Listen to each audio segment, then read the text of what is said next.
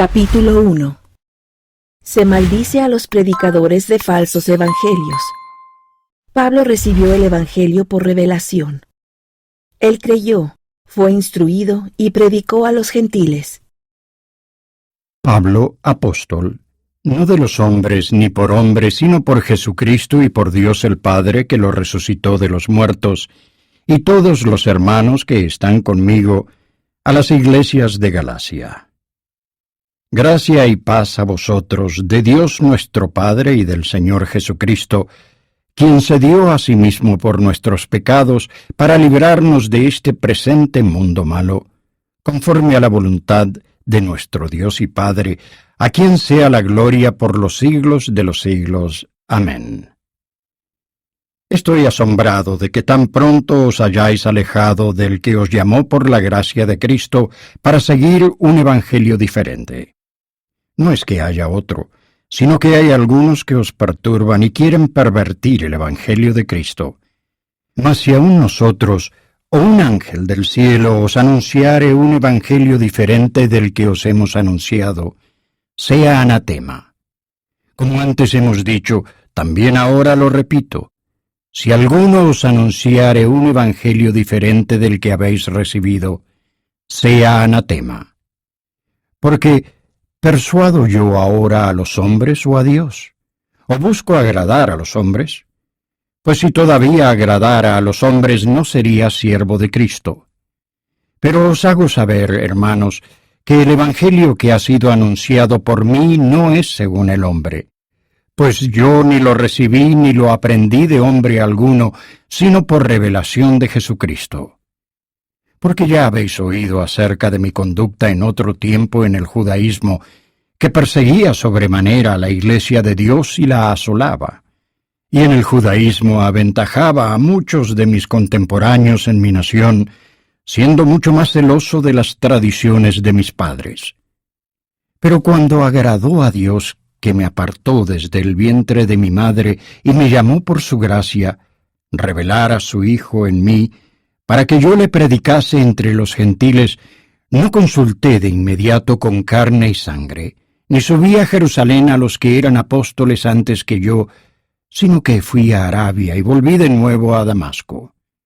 Después, pasados 3 años, subí a Jerusalén para ver a Pedro y permanecí con él 15 días. Pero no vi a ningún otro de los apóstoles, sino a Jacobo, el hermano del Señor. Y en esto que os escribo, he aquí, delante de Dios, no miento. Después fui a las regiones de Siria y de Cilicia, y no era conocido de vista a las iglesias de Judea que eran en Cristo. Solamente habían oído decir, aquel que en otro tiempo nos perseguía, ahora predica la fe que en otro tiempo asolaba. Y glorificaban a Dios en mí. Capítulo 2. Pablo va a Jerusalén. Contiende por el evangelio verdadero. La salvación viene por medio de Cristo. Después, pasados 14 años, subí otra vez a Jerusalén juntamente con Bernabé, llevando también conmigo a Tito. Y subí por revelación, y expuse el evangelio que predico entre los gentiles en privado, a los que parecían ser personas importantes, para no correr o haber corrido en vano. Pero ni siquiera Tito, que estaba conmigo, siendo griego, fue obligado a circuncidarse.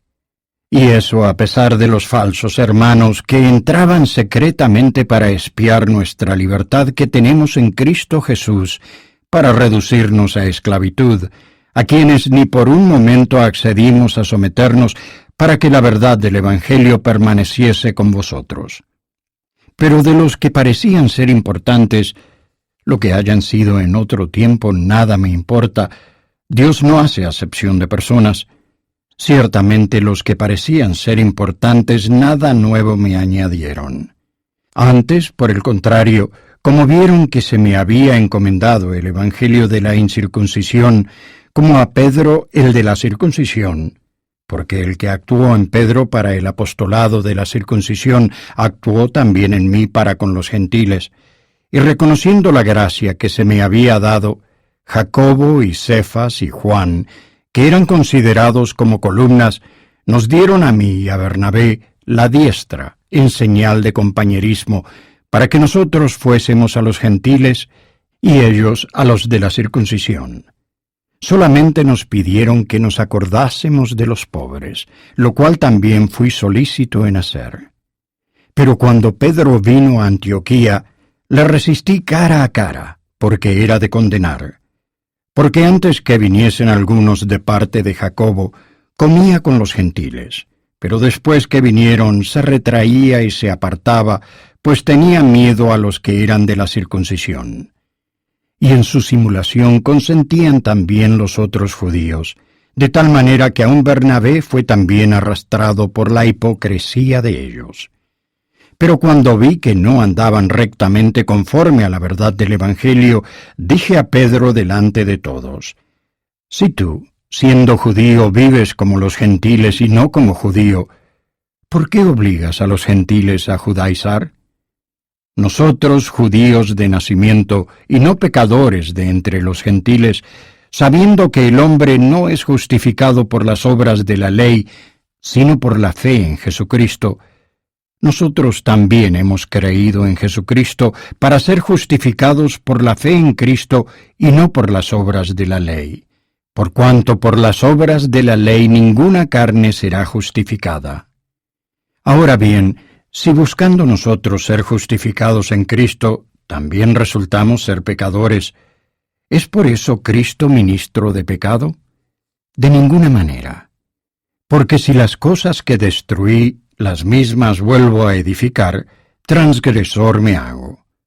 Porque yo por la ley he muerto a la ley, a fin de vivir para Dios. Con Cristo estoy juntamente crucificado, y ya no vivo yo, mas vive Cristo en mí, y lo que ahora vivo en la carne, lo vivo en la fe del Hijo de Dios, el que me amó y se entregó a sí mismo por mí. No desecho la gracia de Dios, porque si por la ley viene la justicia, entonces en vano murió Cristo.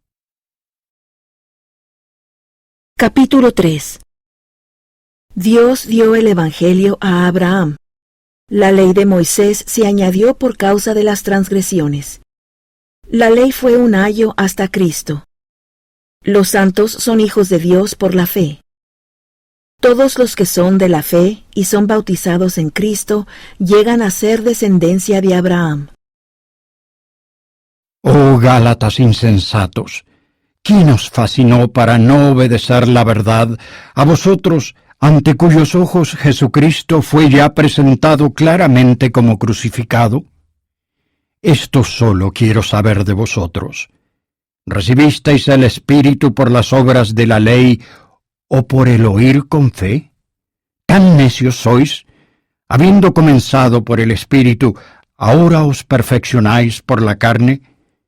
¿Tantas cosas habéis padecido en vano? Si de veras fue en vano.